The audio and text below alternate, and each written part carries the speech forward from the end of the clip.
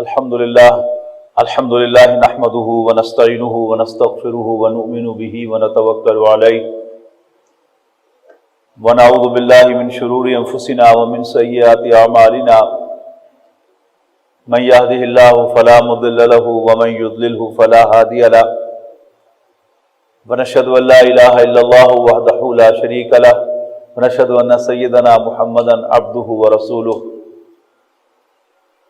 Ursula بالہدی ودین الحق لیظہرہ علی الدین کلہ وکفی باللہ شہیدا فصلی اللہ علیہ وسلم تسلیما کثیرا کثیرا اما بعد فاعوذ باللہ من الشیطان الرجیم بسم اللہ الرحمن الرحیم یا ایھا الذین آمنوا ان من ازواجکم واولادکم عدوا لکم فاحذروہم وَإِن تَعْفُوا وَتَصْفَحُوا وَتَغْفِرُوا فَإِنَّ اللَّهَ غَفُورٌ رَحِيمٌ۔ محترم بزرگوں، دوستوں، عزیزوں اور بھائیوں، اللہ تعالیٰ نے ہمیں انسان بنایا اور ہمیں اپنے آخری نبی حضرت محمد مصطفیٰ صلی اللہ علیہ وسلم کا پیروکار بنایا، اور اس پر اللہ تعالیٰ کا ہم جتنا بھی شکر ادا کریں کم ہے۔ نبی اکرم صلی اللہ علیہ وسلم جو دین لے کر آئے، اس میں جہاں عقائد، عبادات تھیں، وہاں نبی اکرم صلی اللہ علیہ وسلم ہمیں زندگی کی تمام طریقے بتا کر گئے، ہمیں سونا بھی بتا کر گئے، کیسے سونا ہے، کیسے جاگنا ہے، چلنا پھرنا بھی بتا کر گئے۔ اسی طرح ہمیں ہماری زندگی کا ایک اہم گوشہ شادی، نکاح، اس کے بارے میں بھی سب کچھ بتا کر سمجھا کر گئے۔ اور آپ کو معلوم ہے کہ آج اس مسجد میں ایک محفل نکاح بھی انشاءاللہ نماز کے بعد منعقد ہوگی۔ نکاح اصل میں کیا ہے؟ ایک مرد اور ایک عورت کا ایک دوسرے کو شوہر اور بیوی کی حیثیت سے قبول کرنا۔ اس کے دو حصے ہیں، اس کا پہلا حصہ ایجاب کہلاتا ہے اور دوسرا قبول کہلاتا ہے۔ ایجاب اجازت سے ہے، یعنی وہ بھی اسلامی قبولیت ہی ہے، بس پہلے کو ایجاب کہتے ہیں شریعت میں، دوسرے کو قبول کہتے ہیں۔ جو اس کا عام طریقہ کار کیا ہے کہ جو خاتون ہے، جو دلہن ہے، وہ اپنا کوئی وکیل مقرر کرتی ہے، اس لیے کہ ہمارے دین میں پردہ ہے اور نکاح عورت کی محفل میں نہیں آتی۔ وہ اپنا کوئی وکیل مقرر کرتی ہے اور اس کو اجازت دیتی ہے کہ تم فلاں بن فلاں سے میرا نکاح پڑھا دو، اتنے حق مہر کے عوض، اور یہ اجازت دو گواہوں کی موجودگی میں دیتی ہے تاکہ قانونی تقاضا پورا ہو جائے، اور وہ اجازت آ کر نکاح خواہ کو دیتا ہے، اور پھر اس کی اجازت سے نکاح خواہ دولہا کو پیشکش کرتا ہے کہ میں نے فلاں بنت فلاں کا نکاح تم سے کر دیا، تم نے قبول کیا؟ اور اگر وہ ماضی کے صیغے میں کہہ دے میں نے قبول کیا تو نکاح مکمل ہو جاتا ہے۔ یہ بات تو ہم سب جانتے ہیں کہ شادی کا کوئی نہ کوئی تصور ہر مذہب میں اور ہر معاشرے میں ہے۔ گورے بھی شادی کرتے ہیں، ہندو بھی شادی کرتے ہیں، سکھ بھی شادی کرتے ہیں، عیسائی، یہودی سب شادی کرتے ہیں۔ افریقہ میں بھی شادی ہوتی ہے، ملائیشیا اور انڈونیشیا میں بھی شادی ہوتی ہے، اور سوئٹزرلینڈ میں بھی شادی ہوتی ہے، برطانیہ میں، فرانس میں، ہر جگہ شادی ہوتی ہے۔ لیکن نبی اکرم صلی اللہ علیہ وسلم کی یہ ایک سنت تھی کہ جب بھی لوگ جمع ہوتے تھے کسی موقع پر، تو نبی اکرم صلی اللہ علیہ وسلم موقع و محل کے مطابق قرآن مجید کی آیات تلاوت فرما کر لوگوں کو وعظ و نصیحت کیا کرتے تھے۔ یہ خطبہ نکاح ہے۔ جیسے خطبہ جمعہ ہے، جمعے کے لیے لوگ اکٹھے ہوتے تھے، اور نبی اکرم صلی اللہ علیہ وسلم کانا صلی اللہ علیہ وسلم یقرأ القرآن ویذکر الناس، آپ قرآن مجید پڑھتے تھے اور لوگوں کو نصیحت فرماتے تھے۔ یہاں بھی کیا ہے کہ نبی اکرم صلی اللہ علیہ وسلم کا یہی معمول تھا کہ شادی کے موقع پر لوگ جمع ہوتے تھے تو آپ اس موقع پر قرآن مجید کی آیات پڑھ کر انہیں نصیحت فرمایا کرتے تھے۔ قرآن مجید عربی زبان میں نازل ہوا اور نبی اکرم صلی اللہ علیہ وسلم بھی فصیح ترین عرب تھے اور آپ کے سارے مخاطبین تمام صحابہ عربی تھے، لہذا نہ انہیں ترجمے کی ضرورت تھی نہ تشریح کی۔ نبی اکرم صلی اللہ علیہ وسلم قرآن مجید کی آیات تلاوت فرماتے تھے اور وہ انہیں براہ راست سمجھتے تھے۔ اب ہماری مجبوری کیا ہے کہ ہم جمعے کو فرض سمجھتے ہیں، مسجد میں حاضر ہوتے ہیں، لیکن خطبہ ہماری سمجھ میں نہیں آتا، اس لیے کہ ہمیں عربی نہیں آتی، لہذا اس کمی کو پورا کرنے کے لیے اصل خطبے سے پہلے ایک واعظ کیا جاتا ہے مقامی زبان میں، اردو میں یا پنجابی میں، تاکہ جو لوگ آئے ہیں ان کو واضح نصیحت کی جائے، ان کی ہدایت اور رہنمائی کا بندوبست کیا جائے۔ اسی طرح نبی اکرم صلی اللہ علیہ وسلم کو تو اپنے خطبے کی کوئی ترجمہ کرنے کی ضرورت نہیں تھی۔ آج ضرورت ہے اس بات کی کہ جو بھی آئے لوگ نکاح کی تقریب میں شرکت کرنے کے لیے، ان کو بالعموم اور نبی اکرم صلی اللہ علیہ وسلم کی خطبات سے پتہ چلتا ہے کہ بالخصوص دولہا کو نصیحت کی جائے۔ آپ صلی اللہ علیہ وسلم جو آیات خطبہ نکاح میں تلاوت کیا کرتے تھے ان میں ایک سورہ نساء کی پہلی آیت ہے، دوسری سورہ آل عمران کی ایک آیت مبارکہ ہے اور تیسری سورۃ احزاب کی 2 آیات ہیں۔ لیکن شرعاً جو خطبہ نکاح کی ضرورت ہے، کسی بھی خطبے کی بنیادی ضرورت اللہ کی حمد و ثنا اور درود و سلام ہے نبی اکرم صلی اللہ علیہ وسلم پر۔ اگر امام صاحب تشریف فرما ہے، ان سے پوچھ لیجئے کہ اگر کسی وجہ سے امام موجود نہ ہو اور لوگ جمعے کے لیے جمع ہو جائے تو کوئی بھی شخص آپ میں سے وہ ممبر پر چڑھ کر اور اللہ کی حمد و ثنا اور نبی اکرم صلی اللہ علیہ وسلم پر درود و سلام بھیج دے، اور اگر اسے کوئی آیت یاد ہو تو وہ بھی پڑھ دے، تو خطبہ جو ہے وہ پورا ہو جائے گا۔ تو نبی اکرم صلی اللہ علیہ وسلم پر درود و سلام، اللہ کی حمد و ثنا ہو گئی، اس سے خطبہ تو پورا ہو جائے گا۔ لیکن اگر خطبہ نکاح میں آیات بھی پڑھی جائیں، کوئی سی آیت بھی پڑھ لی جائے تو بھی اس کو فائد کر جائے گی، اور اگر متعلقہ آیات پڑھی جائیں اور نبی اکرم صلی اللہ علیہ وسلم جو آیات پڑھا کرتے تھے وہی پڑھی جائیں تو برکت بھی ہو جائے گی۔ تو جو پہلی آیت رسول اللہ صلی اللہ علیہ وسلم سے ثابت ہے وہ سورۃ النساء کی پہلی آیت ہے، جس میں ارشاد ہوا اعوذ باللہ من الشیطان الرجیم یا ایھا الناس اتقوا ربکم، لوگوں اپنے رب سے ڈرو، الذی خلقکم من نفس واحدۃ، وہ جس نے تمہیں ایک جان سے پیدا کیا، وخلق منہا زوجہا، اور اسی جان سے اس کا جوڑا بنایا، وبث منہما رجالا کثیرا ونساء، اور اس جوڑے سے بہت سے مرد اور عورتیں پیدا فرما دی ہے۔ پھر فرمایا واتقوا اللہ الذی تساءلون بہ، اور اس اللہ سے ڈرو جس کا تم ایک دوسرے کو واسطہ دیتے ہو۔ اور آخر میں فرمایا ان اللہ علیکم رقیبا، یقیناً اللہ تم پر نگہبان ہے، واتقوا اللہ الذی تساءلون بہ والارحام، اور رحمی رشتوں کا پاس کرو، ان کو توڑنے سے بچو، ان اللہ علیکم رقیبا، یقیناً اللہ تعالیٰ تم پر نگہبان ہے۔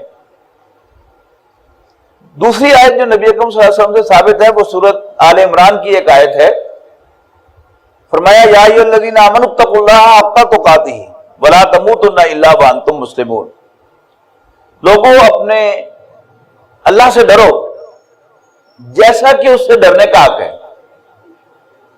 اور دیکھنا تم موت نہ آنے پائے مگر اس حال میں کہ تم مسلمان ہو۔ اب موت تو انسان کے اختیار میں نہیں ہے، جب حضرت جبرائیل علیہ السلام کو حکم ملے گا میری روح قبض کرنے کا تو وہ تو نہ ایک سیکنڈ پہلے روح قبض کریں گے نہ ایک سیکنڈ لیٹ کریں گے، اسی وقت روح جو ہے وہ میری نکال کے لے جائیں گے۔ لیکن کیا مطلب؟ ہر وقت اللہ سے ڈرتے رہو تاکہ جب بھی موت آ جائے تو اسی حال میں موت آئے کہ میں اللہ سے ڈرتا تھا۔ حکمت و دانائی کی چوٹی وہ خوف خدا ہے۔ عام طور پر ہمارا معاملہ یہ ہے کہ ہم جو سیانے ہوتے چلے جاتے ہیں اس وقت ہمارے دل سے خوف خدا نکلتا چلا جاتا ہے، حالانکہ الٹ ہونا چاہیے کہ جتنی ہمیں سمجھ آتی چلی جائے، جتنی ہمیں علم حاصل ہوتا چلا جائے، ہمیں خوف خدا جو ہے وہ بڑھتا جائے، لیکن ایسا ہوتا نہیں ہے۔ تو نبی اکرم صلی اللہ علیہ وسلم اس موقع پر یہ آیت سنا کر اللہ سے ڈرنے کی بار بار نصیحت فرماتے تھے۔ تیسرے نمبر پر سورۃ احزاب کی 2 آیات ہیں جو حضور صلی اللہ علیہ وسلم سے ثابت ہیں اس موقع پر۔ اس میں ارشاد ہے کہ یا ایھا الذین آمنوا اتقوا اللہ وقولوا قولا سدیدا، اے ایمان والو اللہ سے ڈرو اور سیدھی بات کیا کرو۔ یصلح لکم اعمالکم، اللہ تعالیٰ تمہارے اعمال کو درست کر دے گا، ان کی اصلاح کر دے گا۔ وَيَغْفِرْ لَكُمْ ذُنُوبَكُمْ، اور تمہارے گناہوں کو بخش دے گا۔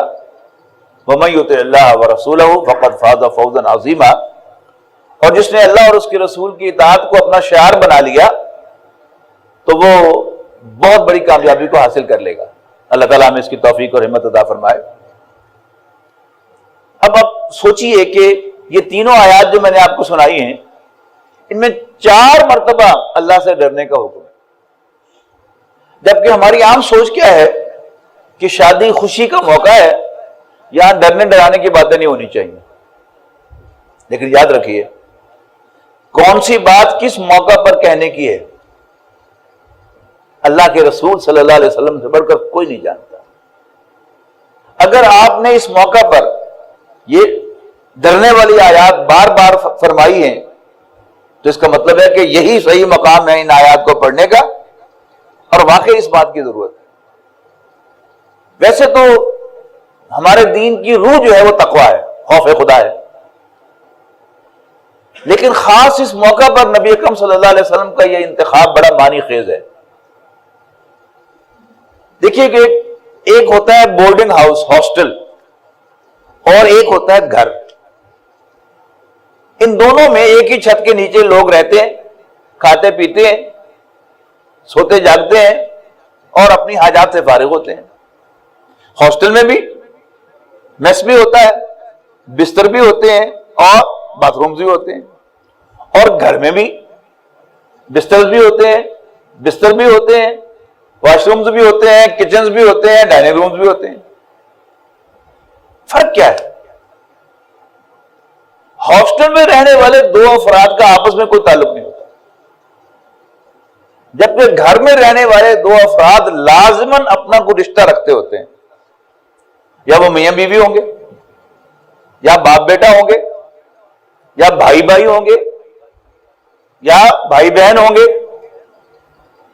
گھر کے اندر جو رشتے کے ساتھ رہا جاتا ہے، اور یہ ایک ادارہ ہے۔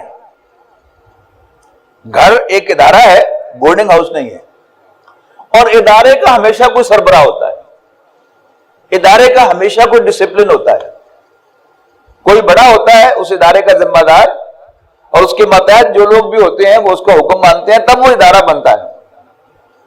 کوئی ایک سکول جو ہے بغیر ہیڈ ماسٹر کے نہیں چلتا۔ ایک دن کے لیے ہیڈ ماسٹر چھٹی پر ہوگا تو سیکنڈ ماسٹر جو ہے وہ ہیڈ ماسٹر بنے گا۔ ایک چھوٹی سی برانچ کسی بینک کی، آپ اس میں جائیں، پتہ چلے گا مینیجر صاحب چھٹی پر ہیں، تو پھر آج فلاں صاحب جو ہے وہ مینیجر ہیں۔ ایک چھوٹی سی فرم جو ہے وہ بغیر مینیجر کے نہیں چلتی۔ اور اداروں میں، فیکٹریوں میں کیا بنتا ہے؟ یہ مائک بن رہا ہوگا کسی ادارے میں، کسی جگہ پر یہ کوئی ترخان جو ہے وہ یہ پوڈیم بنا رہا ہوگا، کوئی ممبر بنا رہا ہوگا، کسی میں سوئی بنتی ہوگی، کسی میں بحری جہاز بنتا ہوگا۔ لیکن سب سے بڑی چیز جو اللہ تعالیٰ نے اس زمین پر بنائی ہے وہ کون ہے؟ وہ انسان ہے۔ گھر کی فیکٹری میں کیا بنتا ہے؟ گھر کے ادارے میں کیا بنتا ہے؟ انسان بنتے ہیں اور انسان پروان چڑھتے ہیں۔ تو اگر آپ یہ بات سمجھتے ہیں کہ کوئی ادارہ جو ہے وہ بغیر سربراہ کے نہیں چلتا، تو گھر کا ادارہ کیسے سربراہ کے بغیر چل سکتا ہے؟ اب اللہ تعالیٰ جو ہے مالک تو اللہ تعالیٰ ہے۔ ایک شخص کی 2 فیکٹریاں ہیں، 3 فیکٹریاں ہیں، وہ جس کو چاہتا ہے جس فیکٹری کا مینیجر بنا دیتا ہے اور جس کو چاہتا ہے وہاں پر کلرک لگا دیتا ہے۔ تو ہم سب کون ہیں؟ اللہ تعالیٰ کے بندے ہیں، اس کائنات کا مالک وہ ہے، ہمارا مالک بھی وہی ہے۔ تو اس نے ہم میں سے جسے چاہا گھر کا انچارج بنایا، اگر وہ چاہتا تو عورت کو گھر کا انچارج بنا دیتا تو ہمیں اس کا کہنا مانا پڑتا۔ دیکھیے اللہ تعالیٰ نے مرد کو گھر کا سربراہ مقرر کیا ہے۔ سورۃ النساء کی بڑی خوبصورت آیت ہے، الرجال قوامون علی النساء، مرد عورتوں پر ذمہ دار بنائے گئے۔ کسی نے رولر ترجمہ کیا ہے، حاکم ترجمہ کیا ہے، کسی نے ایڈمنسٹریٹر ترجمہ کیا ہے، بس انچارج ہیں، گھر کے ذمہ دار وہ ہیں۔ جب بھی کوئی کام سپرد کیا جاتا ہے کسی ادارے کے تو وہ مینیجر کے سپرد کیا جاتا ہے، اور اگر کوئی خرابی ہو تو پوچھ گچھ بھی مینیجر سے ہوتی ہے۔ تو اللہ تعالیٰ نے مردوں کو گھر کا سربراہ بنایا، گھر کا انچارج بنایا، اور پھر ساتھ یہ وعدے کیا کہ کیوں؟ بما فضل اللہ بعضهم علی بعض، جیسے اللہ تعالیٰ انسانوں کو ایک دوسرے پر فضیلت دیتا ہے، یہ اس کا اختیار ہے کہ وہ جس کو چاہے فضیلت دے۔ اس نے گھر کی ایڈمنسٹریشن کے لحاظ سے مرد کو فضیلت دی ہے، لیکن شکر ادا کرنے کے اعتبار سے والدہ کا شکر جو ہے وہ زیادہ کہا ہے۔ قرآن مجید کے کوئی 5 یا 6 مقامات ایسے ہیں جہاں اللہ تعالیٰ نے اپنے حق بندگی کے فوراً بعد والدین کے حقوق کا ذکر کیا ہے۔ وَقَضَىٰ رَبُّكَ أَلَّا تَعْبُدُوا إِلَّا إِيَّاهُ وَبِالْوَالِدَيْنِ إِحْسَانًا، تیرے رب نے فیصلہ فرمایا ہے کہ تم اس کے سوا کسی کی بندگی نہ کرو، اور والدین کے ساتھ حسن سلوک کا۔ اللہ تشرکوا باللہ شیئا وبالوالدین احسانا، یہ کہ تم اللہ کے ساتھ کسی کو شریک نہ بناؤ لیکن والدین کے ساتھ حسن سلوک کرو۔ یہی بات سورۃ لقمان میں آئی تو وہاں فرمایا کہ وَوَصَّيْنَا الْإِنسَانَ بِوَالِدَيْهِ، یعنی پہلے فرمایا کہ حضرت لقمان کے حوالے سے کہ انہوں نے بیٹے سے کہا تھا بیٹا اللہ کے ساتھ کسی کو شریک نہ بنانا، شرک بہت بڑی زیادتی ہے۔ اور پھر اللہ تعالیٰ نے 2 آیات حضرت لقمان کے خطبے کے درمیان میں شامل کی، وَوَصَّيْنَا الْإِنسَانَ بِوَالِدَيْهِ، اور ہم نے انسان کو اس کے والدین کے بارے میں وصیت کی ہے۔ حملتہ امہ وہنا علی وہن وفصالہ فی عامین، خاص طور پر اس کی والدہ کے بارے میں کہ اس نے کمزوری پر کمزوری برداشت کرتے ہوئے اس کو اٹھائے رکھا، اور اس کا دودھ چھڑانا ہے 2 سال کے عرصے میں۔ جو بچہ پیدا ہوتا ہے 6 پاؤنڈ کا ہو 8 پاؤنڈ کا ہو، اس سے چھوٹا ہو یا بڑا ہو، وہ کہاں سے بنتا ہے؟ وہ اس کی ماں کا خون ہے کہ جو اس کو وجود بخشتا ہے۔ ماں کمزور ہوتی چلی جاتی ہے اور بچہ جو ہے وہ توانا ہوتا چلا جاتا ہے، اور پھر جو ابتدائی خوراک ہے بچے کی وہ بھی کہاں سے آتی ہے؟ ماں کا خون ہی ہے کہ جو خون کی شکل اختیار کرتا ہے اللہ تعالیٰ کی بنائی ہوئی اس فیکٹری میں، اور وہ بچہ پیتا ہے۔ تو ہم نے انسان کو وصیت کی ہے اس کے والدین کے بارے میں، اس کی ماں نے اس کو اٹھائے رکھا کمزوری پر کمزوری برداشت کرتے ہوئے، اور اس کا دودھ چھڑانا ہے 2 سال کے عرصے میں۔ انشکر لی ولی والدیک، وصیت کیا ہے کہ شکر ادا کر میرا اور اپنے والدین کا، اور والدہ کا زیادہ حق یہاں بیان کر دیا کہ اس کا شکر زیادہ ادا کرنا ہے۔ یہ قرآن مجید کا بہت بڑا اعجاز ہے کہ مختلف جو عنوانات ہوتے ہیں جب اللہ تعالیٰ اس میں مختلف چیزوں کو بیان کرتا ہے تو موقع و محل کے مطابق ترتیب بدلتا ہے۔ جب اطاعت کا ذکر ہوتا ہے قرآن مجید میں تو اللہ کی اطاعت، اللہ کے رسول کی اطاعت، اور جو ذمہ دار ہیں نظم کے حکومت کے ان کی اطاعت فرض کی گئی ہے۔ وَأُولِي الْأَمْرِ مِنْكُمْ، جب محبت کا تذکرہ ہوتا ہے تو اللہ کی محبت، اللہ کے رسول کی محبت، اور اللہ کے راستے میں جہاد کی محبت۔ سورہ توبہ کی آیت نمبر 24 ہے، وَإِن كَقُلْ إِن كَانَ آبَاؤُكُمْ وَأَبْنَاؤُكُمْ وَإِخْوَانُكُمْ وَأَزْوَاجُكُمْ وَعَشِيرَتُكُمْ وَأَمْوَالٌ اقْتَرَفْتُمُوهَا وَتِجَارَةٌ تَخْشَوْنَ كَسَادَهَا وَمَسَاكِنُ تَرْضَوْنَهَا أَحَبَّ إِلَيْكُم مِّنَ اللَّهِ وَرَسُولِهِ وَجِهَادٍ فِي سَبِيلِهِ فَتَرَبَّصُوا حَتَّى يَأْتِيَ اللَّهُ بِأَمْرِهِ۔ اے نبی ان سے کہہ دو، ان سے آپ واضح طور پر بتا دیں ان کو کہ اگر تمہیں تمہارے باپ، تمہارے بیٹے، تمہارے بھائی، تمہاری بیویاں اور تمہارے رشتہ دار اور وہ مال جو تم نے بڑی محنت سے کمایا ہے اور وہ کاروبار جس کے مندہ پڑنے کا تمہیں خطرہ رہتا ہے اور وہ گھر جو تم نے بڑے چاو سے بنوائے ہیں، اگر تمہیں اللہ کے رسول اور اللہ کے راستے میں جہاد کرنے سے زیادہ پیارے ہیں تو پھر فتربصوا، پھر ہٹ جاؤ، انتظار کرو، یعنی موت کا انتظار کرو۔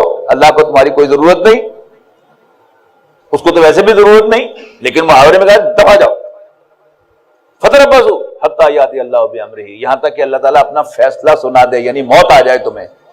اور یاد رکھنا واللہ لا یہدی القوم الفاسقین، اللہ تعالیٰ ایسے نافرمانوں کو ہدایت نہیں دیا کرتا۔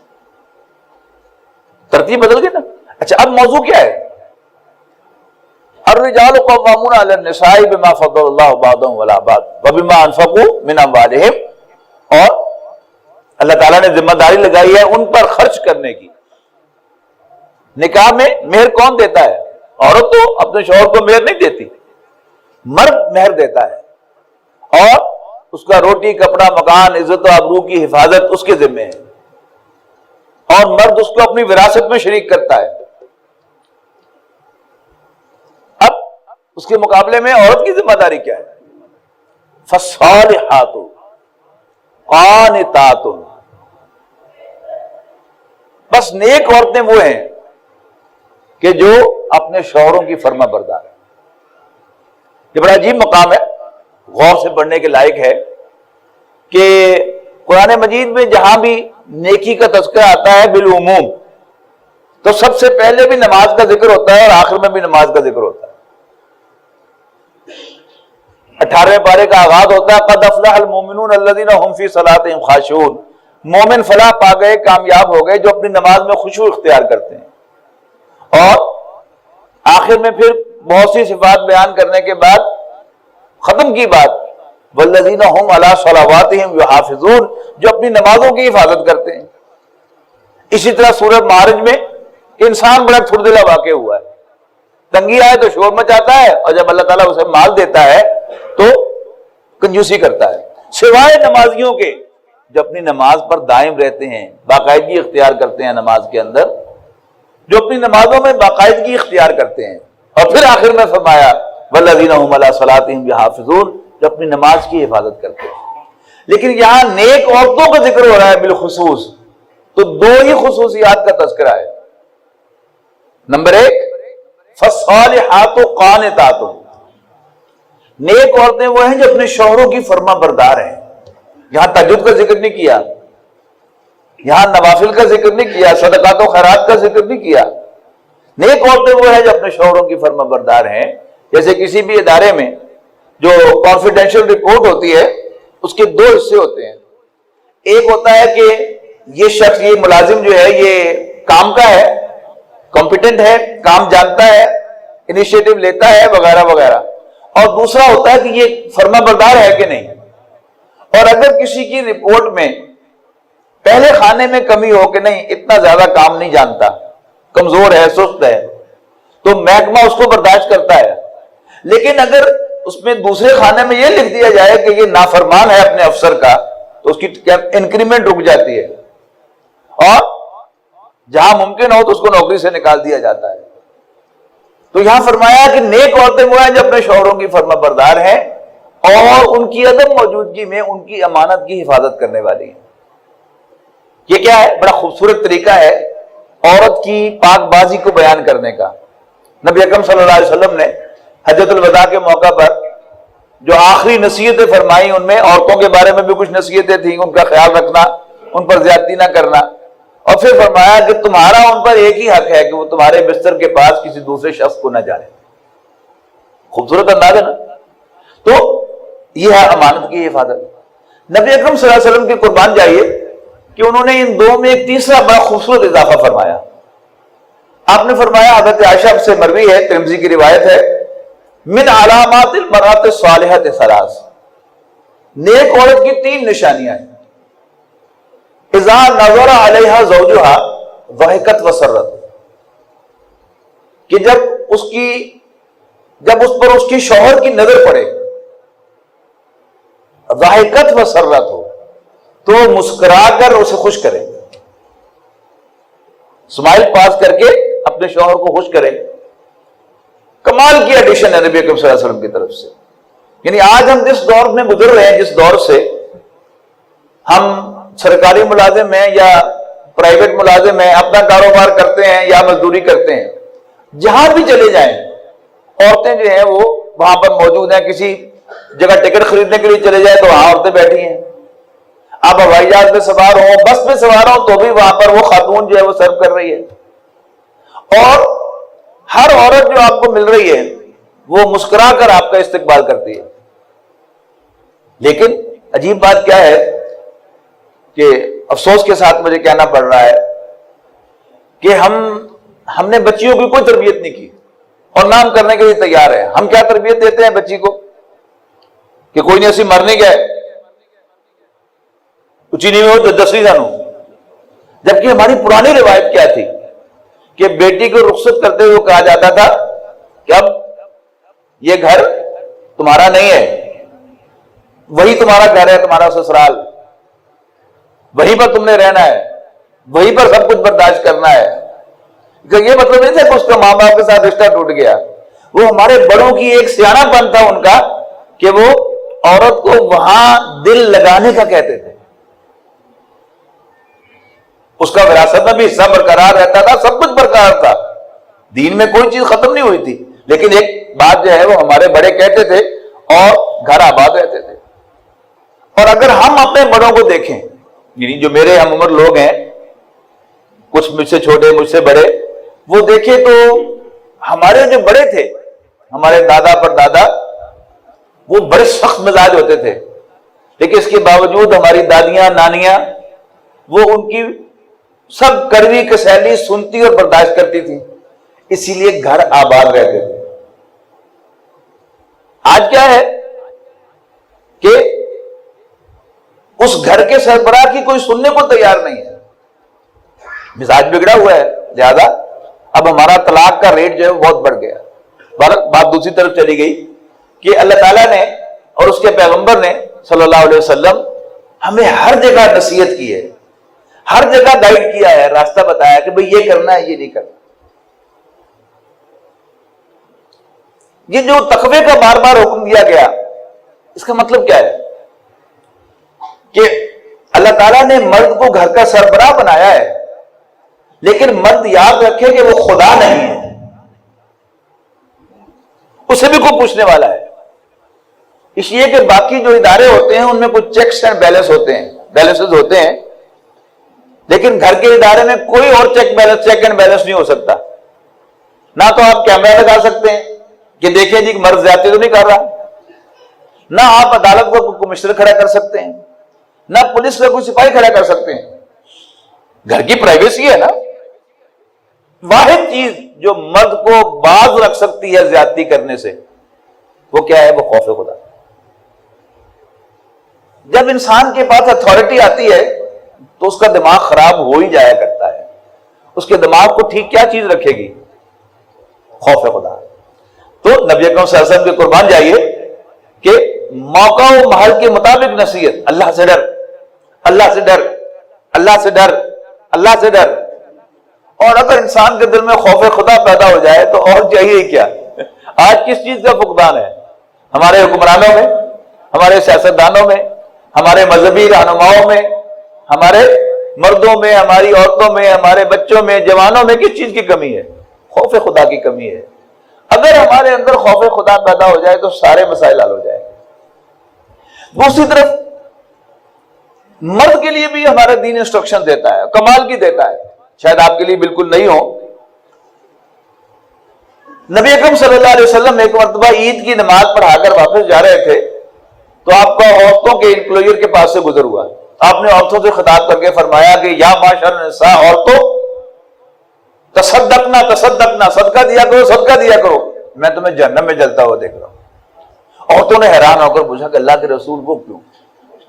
آپ نے فرمایا کہ تکثرن اللانا و تکفرن العشیرہ، تم بہت زیادہ لان تان کرتی ہو، زبان کھولتی ہو کسی کو ملامت کرنے کے لیے، تو پھر ایسا معلوم ہوتا ہے جماعت جیسے تمہارے پاس بریک ہے ہی نہیں. وَتَكْفُرْنَ الْعَشِيرَةَ، اور اپنے شوہروں کی ناشکریاں ہو. جیسے بچہ ہوتا ہے نا، بچہ بگڑ جائے تو پھر وہ چپ نہیں کرتا، بولتا چلا جاتا ہے، ایک ہی بات پر اٹ جاتا ہے۔ تو عورت بھی جب زبان کھول لے لان تان کرنے کے لیے تو بولتی چلی جاتی ہے۔ نبی اکرم صلی اللہ علیہ وسلم بڑھ کر انسان کی نبض پر ہاتھ کس کا ہے؟ آپ نے بالکل صحیح تجزیہ کر دیا۔ اور دوسری چیز فرمائی وَتَكْفُرْنَ الْعَشِيرَ، تم شوہروں کی ناشکریاں ہو۔ آپ کے 25 سال بڑے اچھے گزرے ہوں اور پھر 25 سال کے بعد کوئی کچی نیمی ہو جاوے تو آپ کو ذہنی طور پر تیار رہنا چاہیے عورت کی زبان سے کچھ اس طرح کی بات سننے کے لیے کہ 25 سال میں نے تیرے گھر میں کوئی سکھ نہیں دیکھا، یا یہی بات کہ میں ہی ہوں جو یہاں بیٹھی ہوں، اور کوئی ہوتی تو کب کی جا چکی ہوتی۔ یہ کیا ہے؟ یہ ناشکرا پن ہے۔ اور اللہ کے رسول صلی اللہ علیہ وسلم ہمیں آج سے 1400 سال پہلے بتا گئے ہیں کہ عورت ناشکری ہے۔ اگر مرد کو یہ یاد ہوگا کہ اللہ کے رسول نے عورت کی یہ حدود بتایا تھا اس کا کہ یہ زبان دراز بھی ہے اور ناشکری بھی ہے، تو پھر مرد کو غصہ نہیں آئے گا۔ غصہ نہیں آئے گا تو اس کی زبان میں اللہ تعالیٰ نے جو ایک پسٹل رکھا ہوا ہے کہ اس کی زبان پر طلاق کا لفظ آ جائے، وہ نہیں آئے گا۔ بلکہ میں تو کہتا ہوں کہ اس وقت آپ یاد کریں اللہ کے رسول صلی اللہ علیہ وسلم کی اس رہنمائی کو، تو انشاءاللہ نہ صرف یہ کہ آپ کو غصہ نہیں آئے گا، آپ کی ہنسی نکل جائے گی، اور دل میں کہیے صدق رسول اللہ صلی اللہ علیہ وسلم، اللہ کے رسول نے سچ فرمایا۔ اب کیسے ڈیل کرنا ہے یہ انشاءاللہ اب وقت ہو گیا ہے، انشاءاللہ میں خطبہ نکاح کے موقع پر آپ کو قرآن مجید کی ایک آیت سناؤں گا، سورہ تغابن کی، صرف ترجمہ اس کا اب کر دیتا ہوں، اس کی وضاحت میں کروں گا بعد میں انشاءاللہ مختصر وقت میں۔ سورہ تغابن میں ارشاد ہوا یا ایھا الذین آمنوا ان من ازواجکم واولادکم عدوا لکم، اے ایمان والو یقیناً تمہاری بیویوں اور تمہاری اولاد میں سے کچھ تمہارے دشمن بھی ہیں، ساری دشمن نہیں ہیں، کچھ دشمن بھی ہیں، لیکن یہ اس طرح کا دشمن نہیں ہے جسے لڑا جاتا ہے۔ فاحذرھم، بس ان سے ہوشیار رہو، صرف تمہیں کہیں جہنم میں نہ لے جائیں، تمہیں کہیں ٹیکس نہ دلا دیں، بس ہوشیار رہو، چوکس رہو، چوکنے رہو۔ لیکن اب ڈیل کیسے کرنا ہے؟ وَإِن تَعْفُوا وَتَصْفَحُوا وَتَغْفِرُوا، اگر تم درگزر کرو گے، چشم پوشی کرو گے اور معاف کر دو گے تو یاد رکھنا اللہ تعالیٰ بھی بخشنے والا مہربان۔ تو کمال کی انسٹرکشنز ہیں، یعنی اگر نبی اکرم صلی اللہ علیہ وسلم کی اور قرآن مجید کی ان ہدایات کو ہم گھر میں روب عمل لے آئیں، ہماری بچیاں، ہماری بہنیں، ہماری بیویاں وہ یہ سمجھ جائیں کہ میرا شوہر جہاں بھی جاتا ہے عورت اس کو مسکرا کر ہنس کر بلاتی ہے اور اس سے گفتگو کرتی ہے، اور اگر میں اس کو کاٹنے کو دوڑوں گی تو اس کو کون سی عورت اچھی لگے گی؟ میں اچھی لگوں گی یا دوسری عورتیں اچھی لگیں گی؟ ہوتا کیا ہے کہ عورت اس بات کو نہ سمجھنے کی وجہ سے، دین سے دوری کی وجہ سے وہ اس بات کو نہیں سمجھتی، جو ہی مرد گھر میں داخل ہوتا ہے تو آتے ہی اس کو سنانا شروع کر دیتی ہے، جبکہ وہ جب اپنے کام سے واپس آ رہا ہے تو ساتھ والی جو گلی کی خاتون ہے وہ دروازے پہ کھڑی ہے کہ بھائی السلام علیکم، بڑا مسکرا کر استقبال کر رہی ہوتی ہے، ویلکم کر رہی ہوتی ہے، اور اپنی بیوی جو ہے وہ کاٹنے کو دوڑ رہی ہوتی ہے۔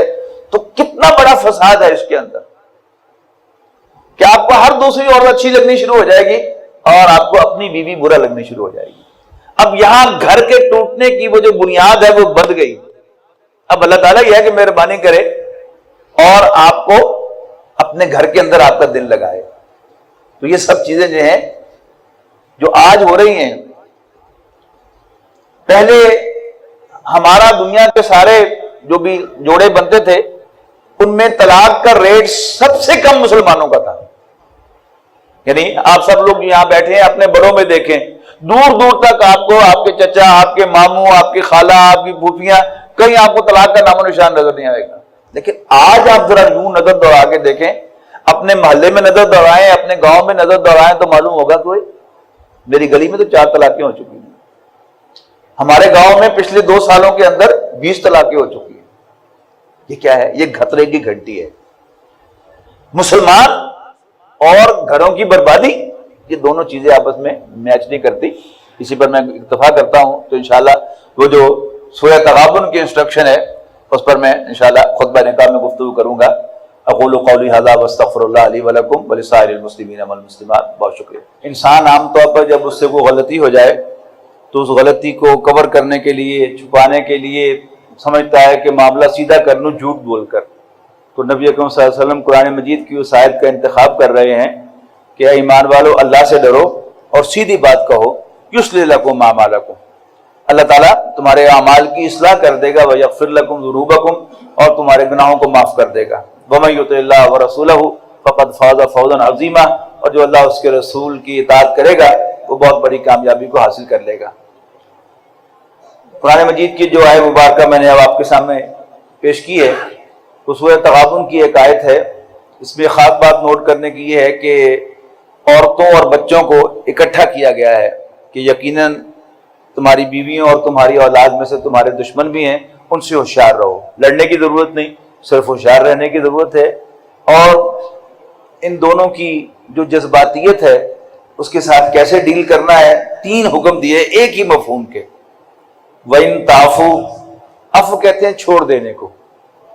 جس حدیث مبارکہ میں نبی اکرم صلی اللہ علیہ وسلم نے داڑھی بڑھانے کا حکم دیا ہے اس میں الفاظ ہیں اعفوا اللحیٰ، اپنی داڑھیوں کو چھوڑ دو، وقصوا الشوارب، مونچھوں کو تراشو. تو عفو کیا ہے؟ چھوڑ دینا، کہ بار بار ٹوکا ٹاکی نہ کرنا بلکہ چلنے دینا گاڑی کو. جیسے ہاکی کے کھیل میں فاؤل ہوتا ہے، ریفری وسل بجاتا ہے اور پھر گیند خود ہی دوسری ٹیم کے پاس چلا جاتا ہے تو وہ کہتا ہے چھوٹی سی فلم لا کے جاری رکھو. یہ کیا ہے؟ یہ عفو ہے کہ ہر وقت ٹوکا ٹاکی نہ کرنا، بچوں کو بھی اور بیویوں کو بھی. اور دوسرا فرمایا تصفحوا، صفحہ کہتے ہیں کاغذ کے صفحے کو. ایک کاغذ کے 2 صفحے ہوتے ہیں، ایک ادھر ایک ادھر. یہ صفحہ اس کو نہیں دیکھ سکتا، یہ اس کو نہیں دیکھ سکتا. تو صفحہ کیا ہے؟ چشم پوشی کرنا. انگریزی کا محاورہ ٹرن بلائنڈ آئی. اور تیسرا ہے وَتَغْفِرُوا، اگر تم معاف کرو گے فَإِنَّ اللَّهَ غَفُورٌ رَحِيمٌ، تو اللہ تعالیٰ بھی بخشنے والا مہربان ہے. یہ معاملہ بڑا عجیب ہے کہ انسان بعض اوقات اپنے آپ کو پرفیکٹ سمجھ بیٹھتا ہے کہ میں بڑا پرفیکٹ ہوں، اور دوسروں کو ہمیشہ وہ اپنے سے کمتر بھی سمجھتا ہے، ڈانٹ ڈپٹ بھی کرتا رہتا ہے کہ یہ کام ٹھیک نہیں ہے، یہ کام ٹھیک ہی نہیں ہے. ہمارا ایمان یہ ہے کہ نبی اکرم صلی اللہ علیہ وسلم پر آ کر نبوت ختم ہوئی اور معصوم صرف انبیاء کرام ہوا کرتے تھے، تو معصومیت بھی ختم ہو گئی. ہم میں سے کوئی پرفیکٹ نہیں ہے. جب ہم اللہ تعالیٰ کے سامنے ہاتھ اٹھاتے ہیں تو کہتے ہیں کہ یا اللہ میں بڑا گناہگار ہوں، تو مجھے بخش دے. تو اگر ہم اپنے سے چھوٹوں کے لیے، اپنے بال بچوں کے لیے، اپنے گھر والوں کے لیے بھی شفیق بن جائیں، انہیں بھی معاف کریں، تو پھر اللہ تعالیٰ بھی بخشنے والا مہربان ہے. تو اسی کی انسٹرکشن ہے در حقیقت کی جو دینے کی ضرورت ہے.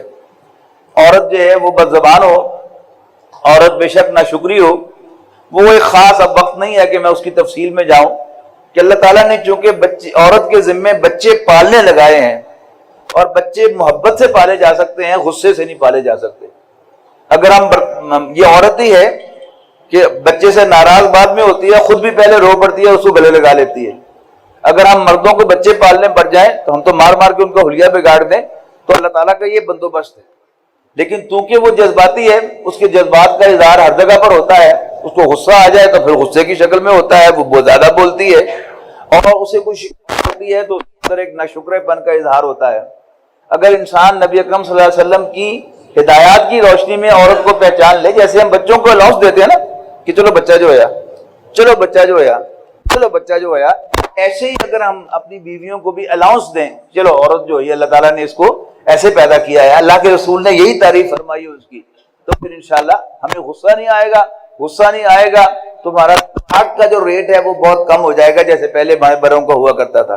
تو اللہ تعالیٰ سے دعا ہے کہ اللہ تعالیٰ ہمیں وہ تمام چیزیں جو نبی اکرم صلی اللہ علیہ وسلم نے تلقین فرمائی ہیں وہ ہم سمجھیں اور ان پر عمل کریں. عام طور پر نبی اکرم صلی اللہ علیہ وسلم کے کچھ فرمودات بھی خطبہ نکاح کا حصہ ہوا کرتے ہیں. ایک حدیث ان نکاح من سنتی، اسے بھی سمجھ لینا چاہیے کہ نکاح کرنا میرا طریقہ ہے.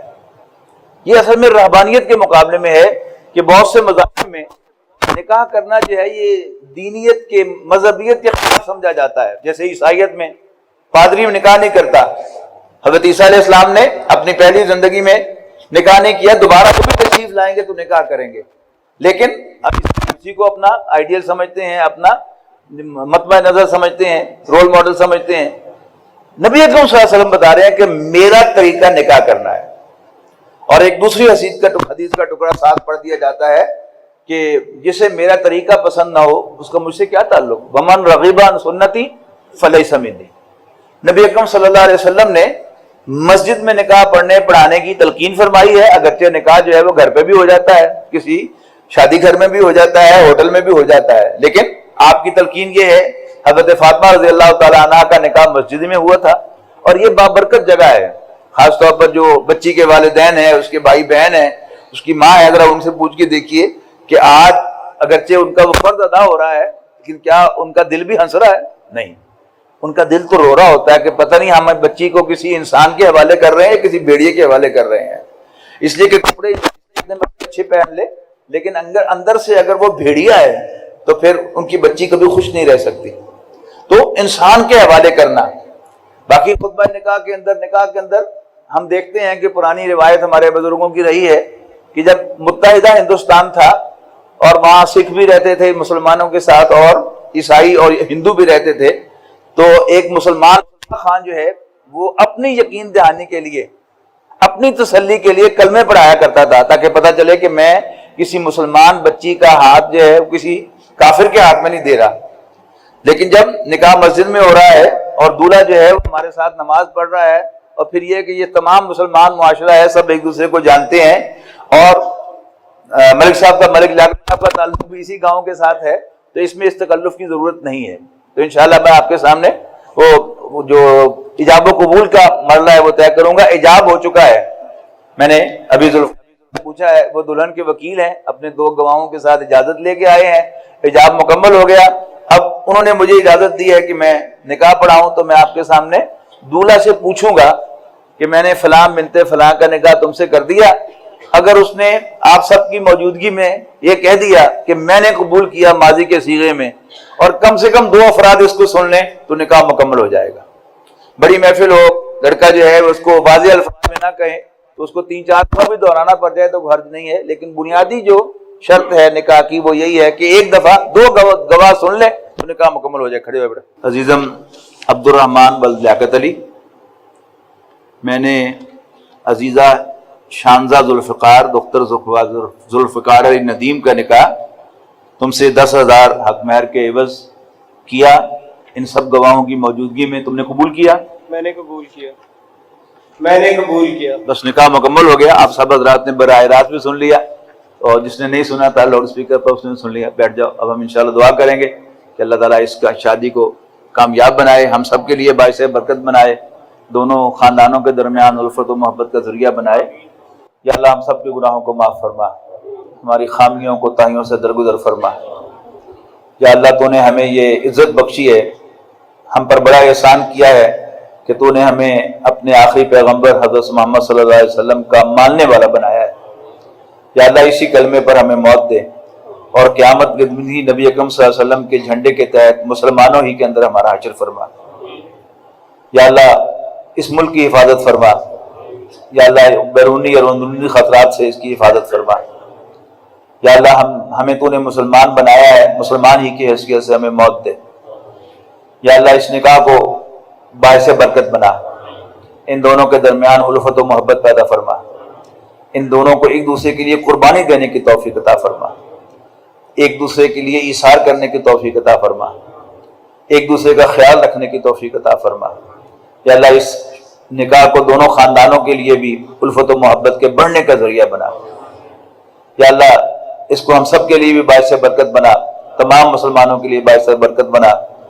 یا اللہ ان دونوں کے درمیان ایک مثالی الفت و محبت پیدا فرما جو تو نے اپنے پیغمبر حضرت محمد صلی اللہ علیہ وسلم اور حضرت خدیجہ کے درمیان اور آپ صلی اللہ علیہ وسلم اور حضرت عائشہ کے درمیان پیدا فرمائی تھی۔ ربنا تقبل منا انك انت السميع العليم وتب علينا انك انت التواب الرحيم وصلى الله تعالى على رسوله خير خلقه محمد وآله وصحبه اجمعين۔ ولقد